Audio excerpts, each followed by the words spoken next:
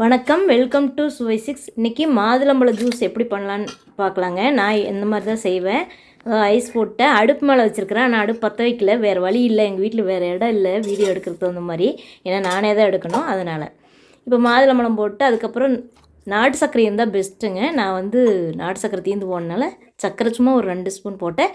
சர்க்கரையே போடாமல் அடித்தோம்னா இன்னும் நல்லது. இப்போ பார்த்திங்கன்னா அடிச்சுட்டு வடிச்சுக்கிட்டோம். அந்த விதையை சேர்த்து அரைச்சிருவேன். நார்மல் மிக்சியில் தான் அரைப்பேன் நான். ஏன்னா விதையும் நல்லதும்பாங்க, அதனால் நல்லா சேர்த்து அரைச்சி இப்போது ஊற்றிக்கிட்டோம். பால் ஒரு 1/2 டம்ளர் ஊற்றினேன், தண்ணி ஒரு 1/2 டம்ளர் ஊற்றினுங்க. அவ்வளோதான். சூப்பராக இருக்கும் குடிக்கிறதுக்கு, நல்லாயிருக்கும். வெயிலாக இருந்ததுனால ஐஸ் போட்டு, இல்லாட்டி ஐஸ் போடாமல் தான் குடிப்போம்.